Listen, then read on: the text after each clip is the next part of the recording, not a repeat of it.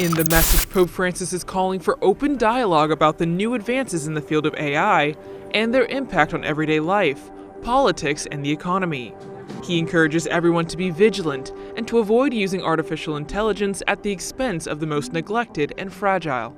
This is a message the Pope has previously touched on in a meeting with AI developers.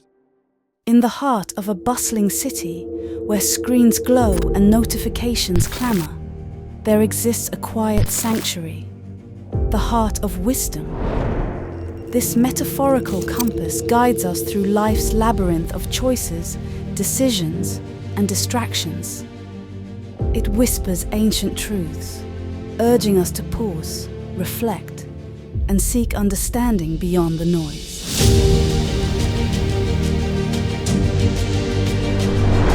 How do we access this heart of wisdom?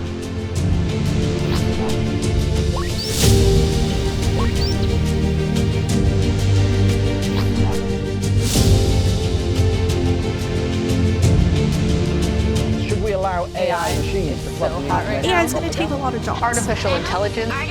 OpenAI is working on some close. Artificial intelligence call for a moratorium. This is a deepfake example of what is possible with powerful computer and editing.